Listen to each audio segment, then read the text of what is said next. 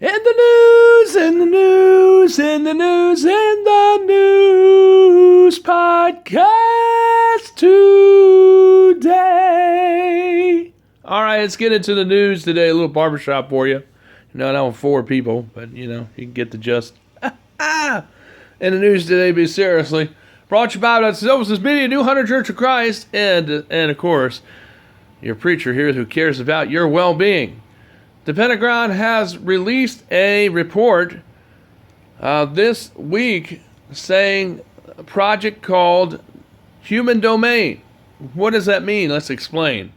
Human Domain is a spy database that includes all your whole profile. I'm not kidding. They want this to include everything you do on the computer as well as what you do off of the computer. So like what your real life is like, they want to have a profile of, as well as what your digital life is like.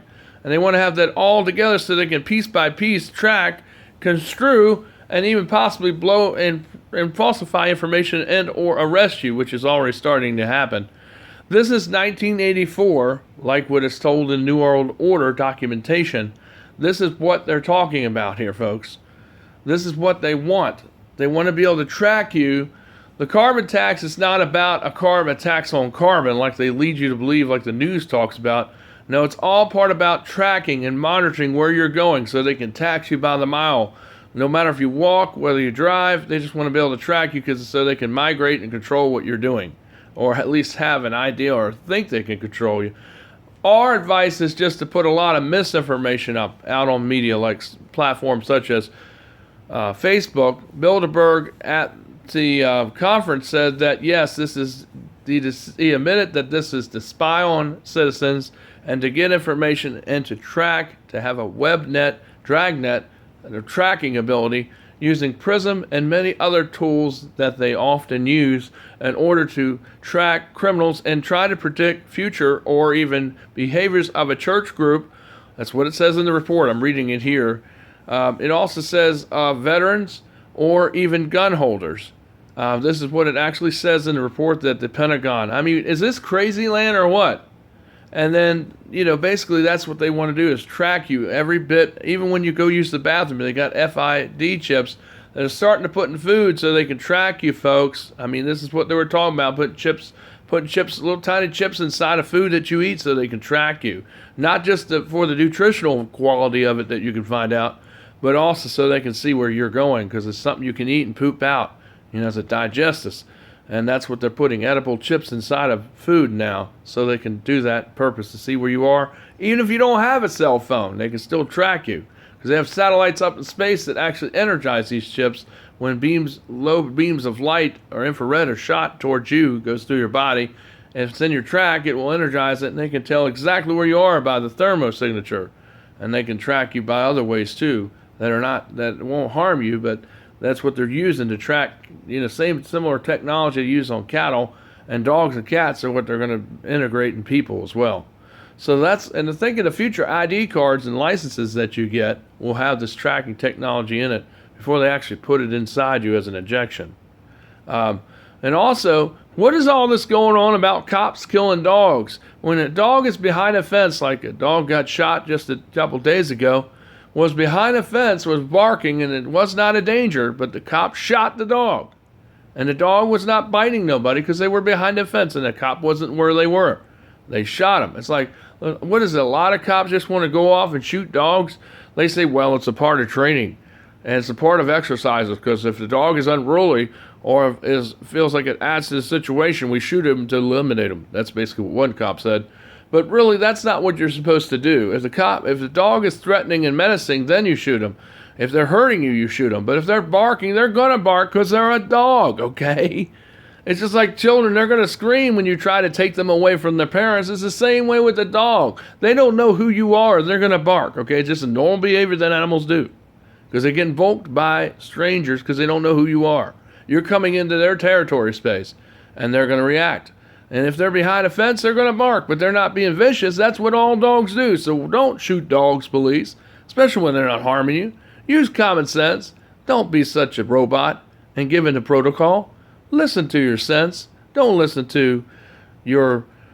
just listen to just whatever you want. being brainwashed. Have a brain. Use your head. Use common sense. It's just like people when they're going down the road. It's not about cops or people in general. When you are going down the road, you should be on the phone. They shouldn't have to make a law to tell you to not be on your smartphone talking or being on a wireless device or texting wirelessly, hands-free, because it all takes concentration away from the road when you're driving. You should not have to have a law to be written to do that because you should know better not to do that. But a lot of people are doing it. Well, the same thing with cops. You don't shoot dogs when they're not in a bad situation. And all cops should know this. I don't care what they teach you in training. If they're not, a lot of these dogs are being shot, they're innocent. They haven't done nothing. They weren't aggressive. They weren't violent at all. But they were still shot. But like if you shoot a police dog that's attacking you, you're under the jail. You're not just in it, but you're under it. But like if they shoot your dog, they get away with it. They just get basically desk work, or they get a couple weeks leave or vacation, while things get sorted out. And they sometimes get promoted. Even though they shouldn't have got promoted, they should have been fired because they shot your dog and it wasn't in malice intent. If it was, then they have every right to shoot your dog. But the dog wasn't acting in a menacing or violent way, they shouldn't have shot him. So wondering about that, we're looking into this because it seems like a nationwide phenomena, actually a worldwide phenomena where this is going on. It's not just in the U.S., folks, this is going on. It's going on in the U.K. too, and in Australia too. They're doing the same thing. So it's like this is a worldly adopted protocol that a lot of stuff's going on. What we see going on is also going on in other countries, not just here. And what's about all these tanks that are coming out, being rolled out all across the country, and NRAVs? And what about these checkpoints we see going up in Florida and Texas? What's going on there? Why do we have checkpoints in the nation, or a place that's supposed to be a free territory for Americans? That's not freedom when you have checkpoints. It's not freedom. They want you to give up all your privacy, like we were talking about Project Human Domain, that's rolled out by your friends in the military and Pentagon, crazy town people over there who come up with these ideas, roll this out, and this is what they're really going to do. They're really starting to do that now, folks. So you have to wonder, what they're thinking about, because they're not really thinking. It's like you're supposed to surrender up all your privacy for the name of freedom when really you're not having freedom at all. Because when you give up your privacy, it's like what we've been talking about. You're going into tyranny. In the name of security, you're not going to have freedom. You're going to have false security. And you're going to have wars, and you're going to have violence. Because in all countries that have tyranny, that's exactly what befalls them. When we give up all our security and exchange our information for security and safety, we don't have any of that. Trust me. This is Michael DeSilvis, InfoWars in the News, from DeSilvis Media and New Hunter Church of Christ for Jesus. See you tomorrow. We got a special Mother's Day service coming up. Donate. Subscribe down below. And watch us for free. And tell people about us. I love you. Take care. Bye.